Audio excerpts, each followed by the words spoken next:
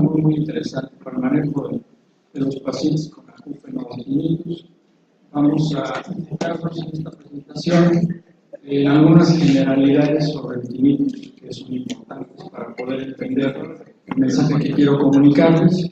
Vamos a hablar específicamente de dos fitofármacos que pienso que pueden ser útiles para atender a los pacientes, Rhodiola rosea y Ginkgo biloba, y finalmente comentaremos algunos aspectos como conclusiones al final de la plática. Quiero empezar con esta diapositiva de Maimónides, ya desde la segunda mitad del siglo XI. Está bien claro, esto aplica perfectamente a la forma en la que debemos adecuar el tratamiento de nuestros pacientes con acúfeno.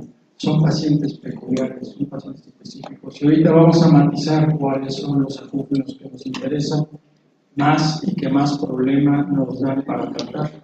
Entonces, Maimónides específicamente lo que decía es que cada paciente tiene un entorno peculiar, particular, y no debemos usar una receta general para todos los pacientes. Tenemos que involucrarnos con el paciente, conocer su entorno, conocer sus antecedentes, conocer sus enfermedades peculiares y tratarlo de esa forma. Es la mejor manera de poderlo ayudar.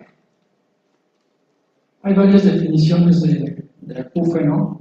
Estas han ido evolucionando con el tiempo.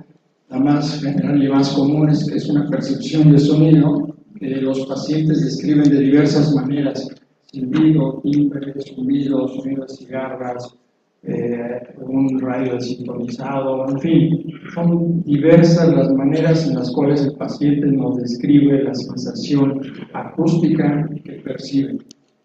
Respecto a la etimología de la palabra, tinnitus y acúfeno pueden usarse indistintamente porque la diferencia únicamente es de la raíz, si es griega o si es latina. Tinnitus viene del latín, quiere decir tintineo, como que algo está sonando o campanilleo. Y el acúfeno, el griego acu y fein, es decir, parecido a escuchar. Y efectivamente, eso es lo que refieren los pacientes.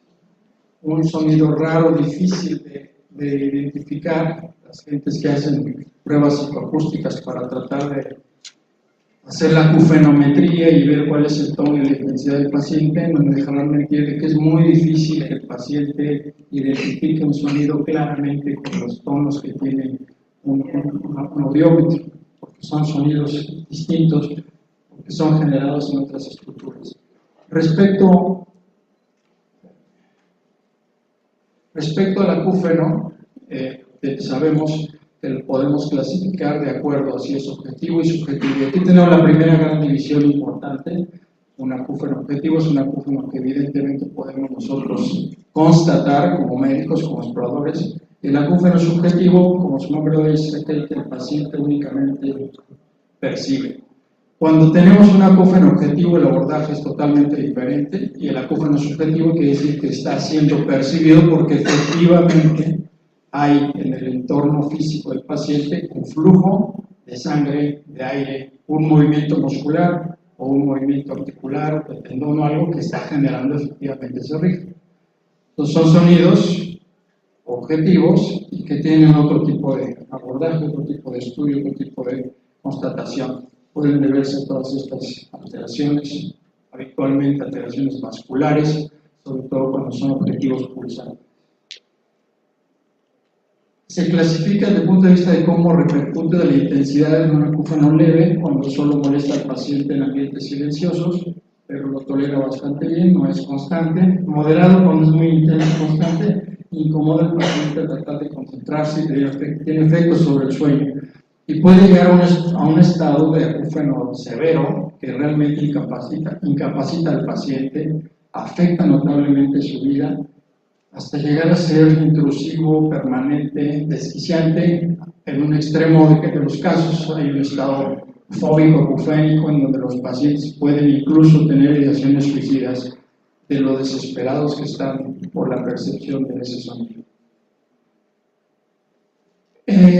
Tenemos algunas estadísticas respecto a epidemiología. Realmente el acúfeno tinnitus es un fenómeno bastante común En Estados Unidos se reporta que 50 millones de personas pueden o presentan acúfeno.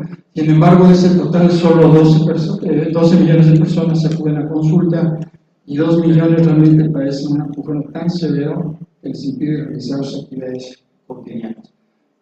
Ya sé que no es exacto, pero si traspolamos los datos a los 127 millones de mexicanos que hay aquí en este país, podríamos hablar de que tal vez 19 millones de mexicanos han experimentado o experimentan acúfeno, 4.5 millones se pueden a consultas, seguramente es menos, yo creo que son menos los pacientes que van, y hasta 600,000 personas pueden tener un acúfeno realmente problemático, difícil de controlar. Entonces, el acúfeno puede modificar, puede presentarse en pacientes que tienen una audición perfectamente normal, sin ninguna alteración auditiva, o puede presentarse en pacientes que tienen alguna alteración auditiva. Sabemos que el acúfeno se presenta con mayor frecuencia conforme avanza la edad y que se asocia también con mayor frecuencia a la hipoacusia de diversas etiologías. Esos son los cuadros, pero el acúfeno del que vamos a hablar nosotros es un acúfeno subjetivo, primario, idiopático, relacionado o no con hipoacusia. ¿Por qué? Porque el tratamiento del acúfeno puede ser muy sencillo si nosotros logramos identificar una causa tratable o potencialmente tratable. El problema es cuando tenemos pacientes con un acúfeno en el cual no conocemos la causa de ese ruido y lo único que encontramos es una hiperacusia o un problema auditivo de diversa índole. Entonces, el 80% de los pacientes, el 85% de los pacientes que tienen acúfeno, ¿qué es lo que ocurre con ellos? Pues no lo consideran intrusivo, molesto ni amenazante, por lo que generalmente es transitorio y ocurre lo que conocemos como habituación espontánea. El paciente lo tuvo, lo tiene en algún momento, o incluso puede persistir y dice, no, pues solo lo escucho cuando lo busco, pero no les genera ningún trastorno. Nadie se va a morir de acúfeno. Se mueren o se trastorna su vida y su calidad de vida por las consecuencias del acúfeno, los síntomas que esto genera. El acúfeno, vale la pena resaltar, pues como sabemos es un síntoma, nada más, no es una enfermedad que se puede asociar a muchas enfermedades subyacentes. Hay un 15% de los pacientes que lo perciben de manera permanente y que lo consideran como una amenaza, como una señal de alerta, como una alarma de que algo anda mal. Entonces les molesta mucho más que al resto de los pacientes. ¿Cuáles son las molestias de las que se quejan? Son estas molestias de intranquilidad, irritabilidad, frustración, alteraciones del sueño, problemas para concentrarse, porcentaje muy bajo, pero acúfenos, como les digo, desesperantes que trastornan totalmente la vida del paciente. Algunos pacientes se quejan del acúfeno, que el acúfeno no les deja escuchar bien y pueden o no haberse dado cuenta de que efectivamente hay una hipoacusia. A veces no se han dado cuenta y cuando hacemos estudios audiológicos resulta que tienen ya una baja audición, pero el paciente nunca se ha quejado de que no oye bien, él se queja de que el zumbido no lo deja en paz, de que el ruido lo trastorna y de que el ruido interfiere con su captación de las palabras. Es frecuente que los pacientes tengan antes, después o durante de las crisis de acúfeno, trastornos depresivos o algunos trastornos emocionales. Es una asociación muy frecuente en los pacientes que más difíciles son de tratar. ¿Cuáles son las causas de acúfeno? Pues son múltiples. Aquí solo pongo algunas. De todas las que están aquí, pues muchas son tratables. Por ejemplo, un simple tapón de cerumen, una procerosis, pues hacemos habitualmente lavado y listo, se acabó el acúfeno, se resuelve el problema, ¿no? Pero no vamos a hablar de ese tipo de acúfenos. Esos acúfenos que tienen una causa identificable, claramente identificable y tratable, pues no son problemas, son los acúfenos que todos quisiéramos ver. Respecto a las definiciones, tenemos varias definiciones que han ido avanzando. Sensación de sonido sin estimulación, experiencia consciente de sonido que se origina en la cabeza, sonido generado dentro de la cabeza sin importar el mecanismo subyacente de origen. Por ahí nos vamos acercando a la definición que desde mi punto de vista es la que mejor explica el fenómeno de ese acúfeno crónico, subjetivo, persistente, intrusivo. Y hasta llegar a otras definiciones de los simposio y asociaciones, sonido generado por señales eléctricas mecanoacústicas, percepción aberrante del sonido reportada por un paciente sin relación con una fuente externa de sonido, hasta llegar a la definición, que les repito, desde el punto de vista de la que explica mejor el fenómeno que perciben estos pacientes, que es la de Powell-Jastreboff, es percepción de sonido que resulta exclusivamente de actividad dentro del sistema nervioso sin actividad correspondiente mecánica o vibratoria de la cóclea y no relacionada con estimulación externa de cualquier tipo. Y eso lo denomina Powell-Jastreboff un acúfeno fantasma o percepción auditiva fantasma. Si existe un componente vibratorio en la cóclea relacionado con la percepción de un sonido, se considera como sonido corporal. O sea, Powell-Jastreboff dice que si se estimulan las células ciliares en la cóclea, ya no es un acúfeno fantasma, ya no es un acúfeno del cual estamos viendo que genera más problemas, sino que ya sería un sonido real, un sonido objetivo, un sonido que efectivamente está estimulando la cóclea. Pero esto complica un poquito las cosas, porque como vamos a ver, la mayoría de los pacientes, cuando desencadena el evento de percepción del acúfeno, hay algo en el oído que lo genera. Entonces, ¿cuál es el mejor tratamiento para el acúfeno? El mejor tratamiento definitivamente es el tratamiento etiológico. No sé si están de acuerdo conmigo. Llega un paciente al consultorio y me dice: desde hace 3 días tengo un motorcito en mi oído y no me deja, el motorcito todo el tiempo. Digo, otro paciente sí, con un perfil emocional en particular. Me asomo a su oído, quiere dar clic por favor, y encuentro la explicación perfecta, ideal del motorcito en su oído. Entonces eso definitivamente me gusta tratarlo, porque el paciente va a salir del consultorio con su acúfeno resuelto. Era un acúfeno objetivo, muy claro, que por supuesto le generaba ese motorcito, ese tamborileo en el oído, ¿no? Pero lamentablemente estos no son la mayoría de los casos que nosotros encontramos. No son los pacientes, estos son los que nos quisiéramos encontrar, porque tenemos una causa identificable y tratable. Sin embargo, hay pacientes que tienen no solo una buena audición, sino tienen unos umbrales tonales elevados, o sea, una hiperacusia, una sensibilidad aumentada al ruido. Yo no encuentro ninguna explicación que ese paciente esté percibiendo la. O tenemos pacientes que por su edad o por su exposición laboral o trabajo o placer han estado expuestos al sonido, y yo identifico claramente que ya hay un daño en el oído. Puede haber un daño auditivo inducido por ruido, trauma acústico, o puede haber una presbiacusia. La presbiacusia que identifico fácilmente en mis pacientes. Aún así, bueno, pues son lesiones estas que pueden ser irreversibles, me sirven para explicarle a mi paciente de una forma simplista cuál es la causa del acúfeno, pero no me sirven para tratarlo. Necesito saber qué voy a hacer con estos pacientes. Entonces decíamos que el mejor tratamiento es el etiológico. Y bueno, no vengo yo aquí a decirles, porque tampoco les voy a decir mentiras, que hay un medicamento mágico y maravilloso. Si lo hubiera, pues todos lo usaríamos y se acabó el problema, ¿verdad? Hasta el momento no existe un tratamiento alguno para que suprima la fuente de acúfeno, por lo tanto no existe ningún tratamiento curativo etiológico de estos acúfenos subjetivos primarios, ¿eh? Ya hicimos a un ladito los otros, los que nos gusta atender, los que quisiéramos encontrar. El medicamento ideal sería el que suprima la fuente de acúfeno, o bien el que regule la actividad neuronal aberrante relacionada con la generación y percepción del acúfeno en el sistema nervioso central, porque empieza de forma periférica habitualmente y luego se centraliza, como lo comenta Powell-Jastreboff.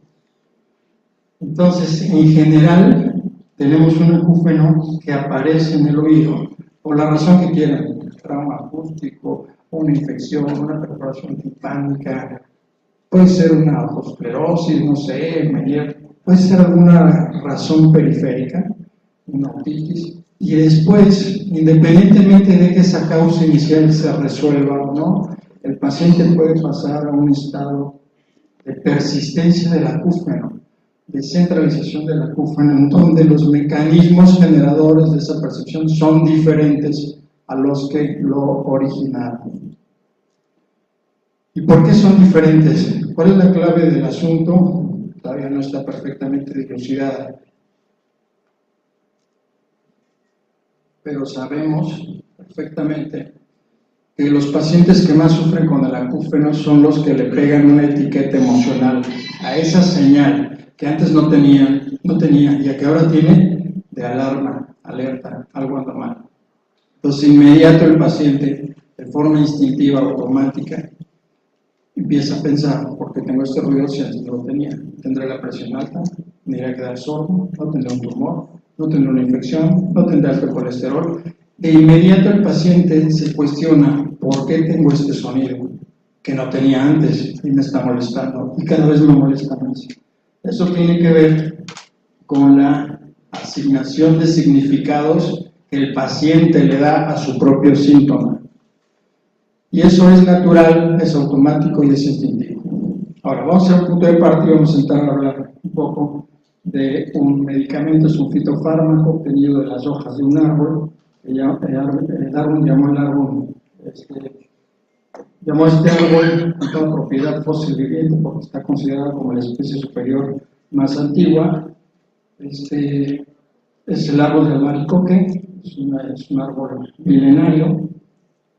Esas son las hojas donde se obtiene el extracto.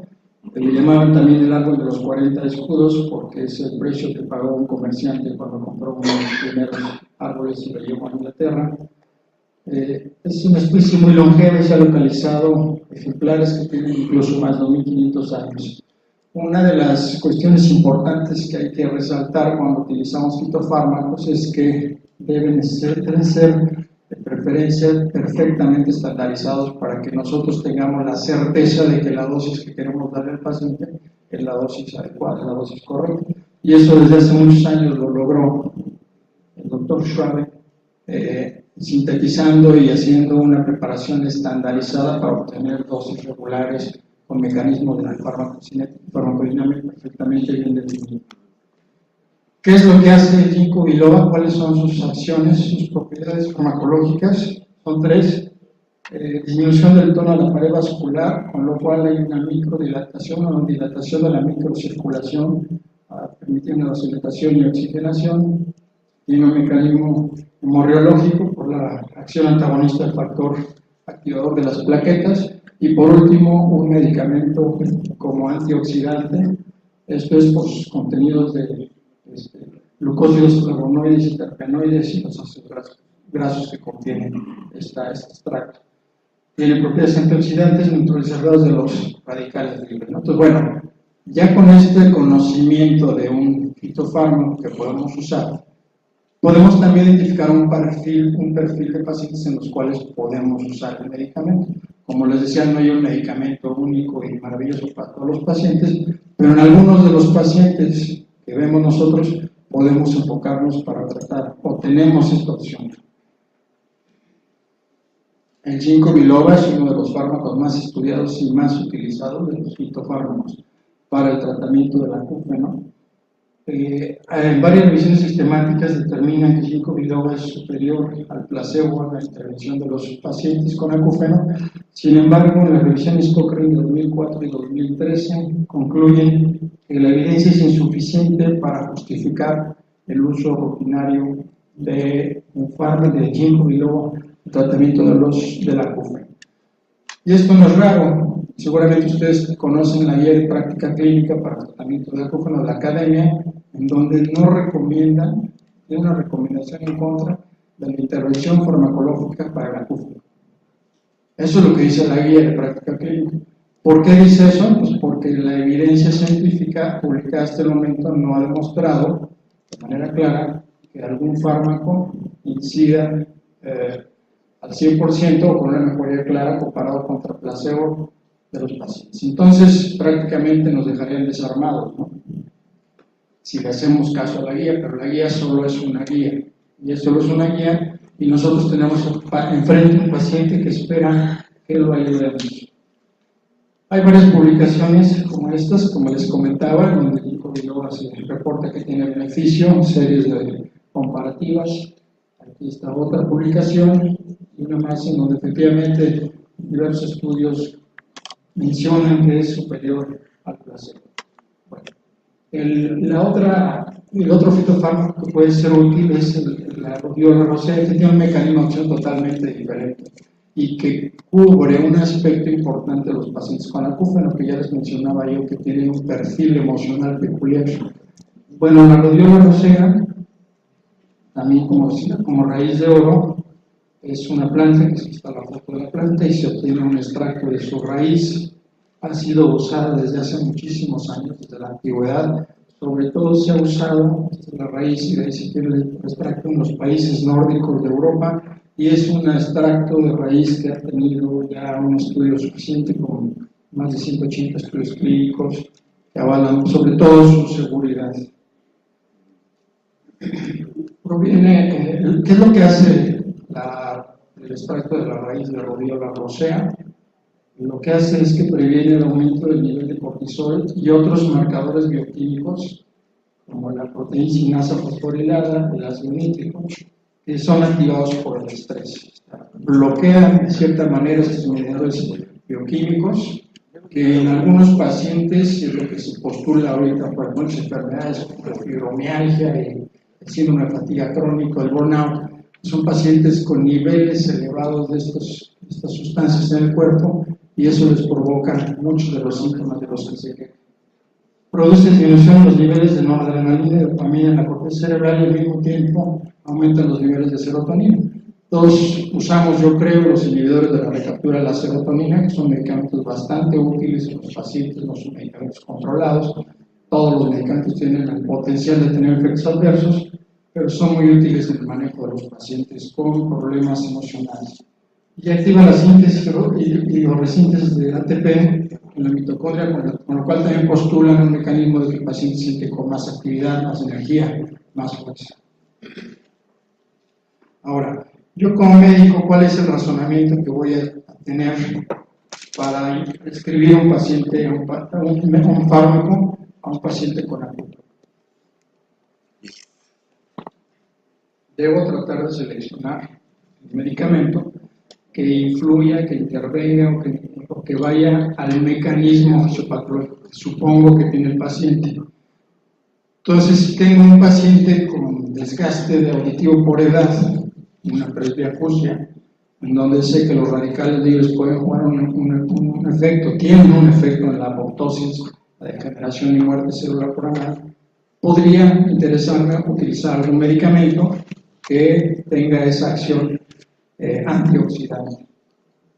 También me interesa que el estado emocional de mi paciente esté lo más estable posible.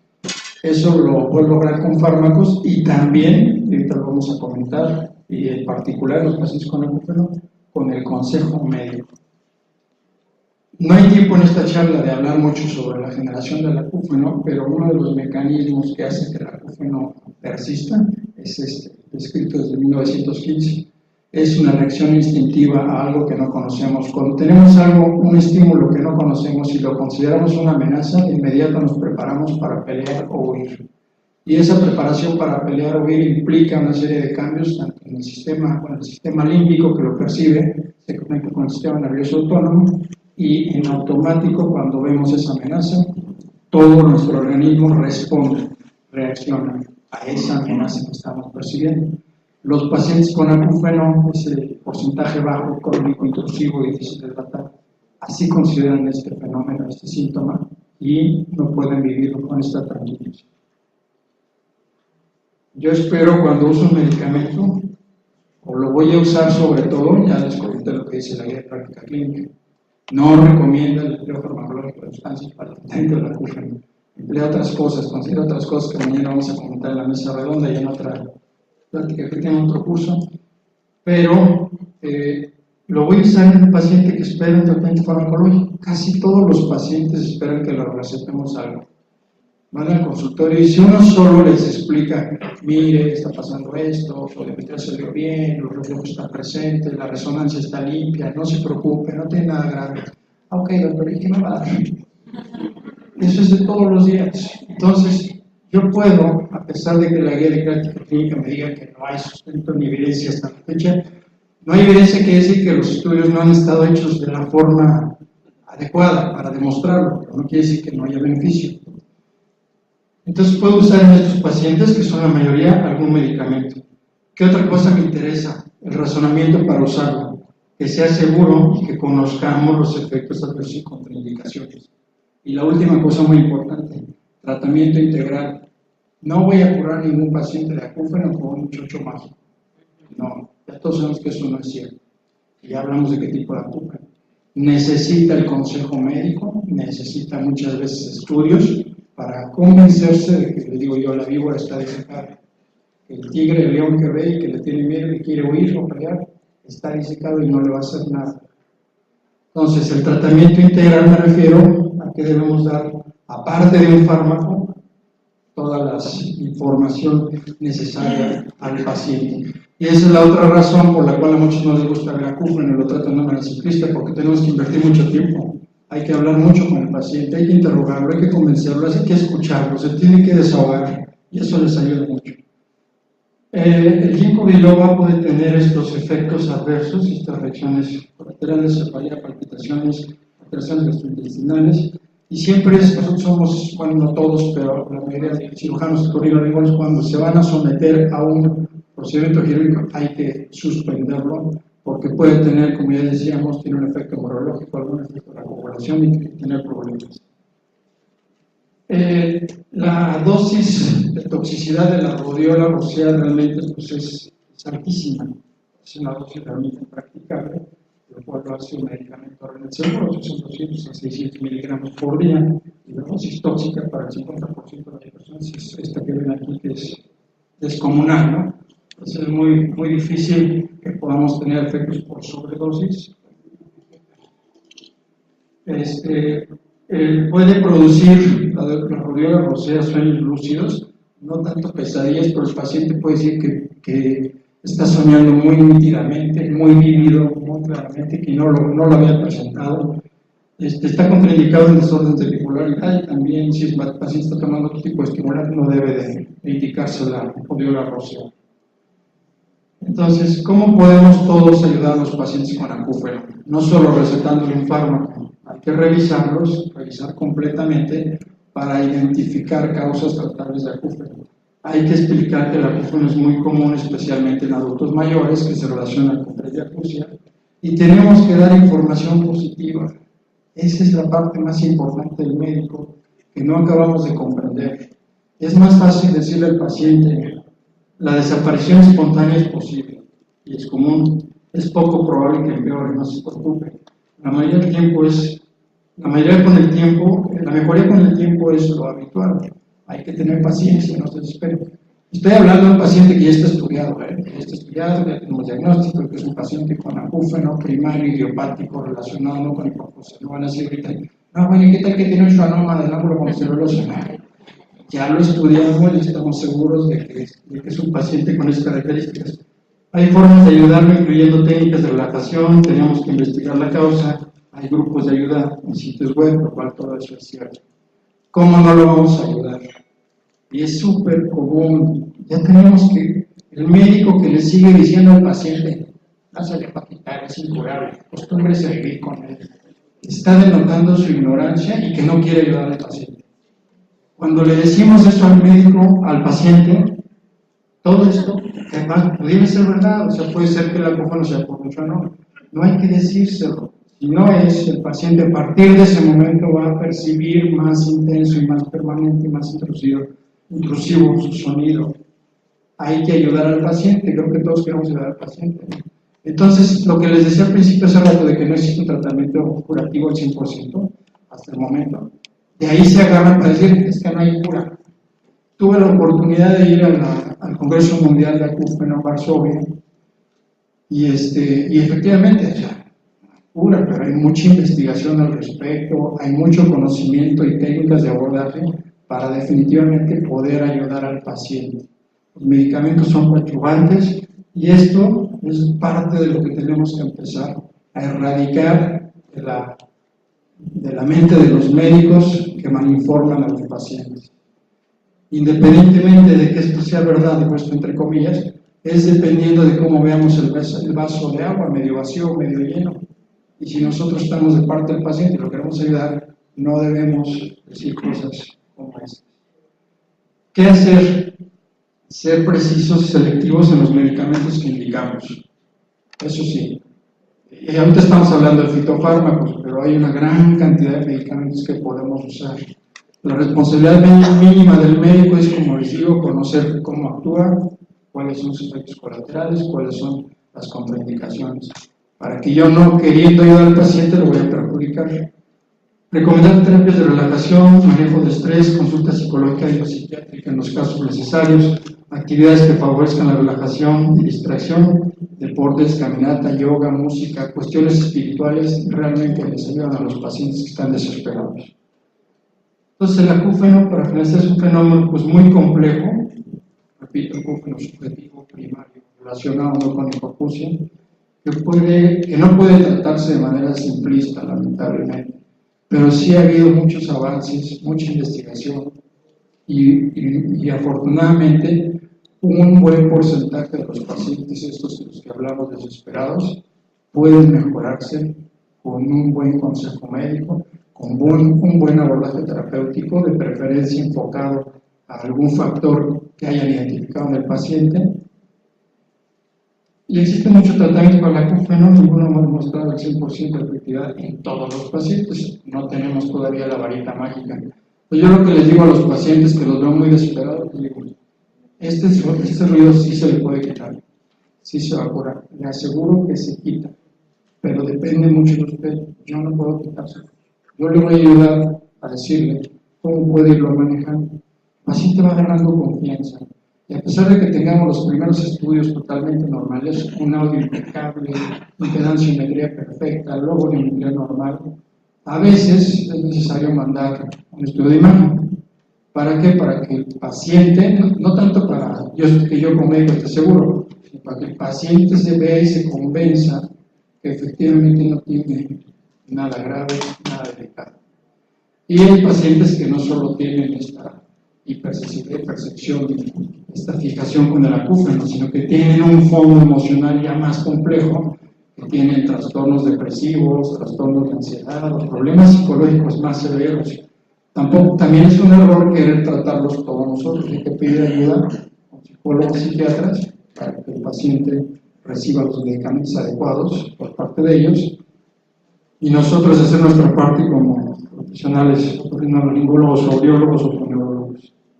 Para finalizar, la búsqueda del tratamiento óptimo para el acúfeno no debe dirigirse hacia un tratamiento universal, sino encontrar los métodos diagnósticos que puedan distinguir pacientes con diferentes tipos de acúfeno y luego tratamientos específicos para cada uno. Es lo que les acabo de comentar. Muchísimas gracias por su atención.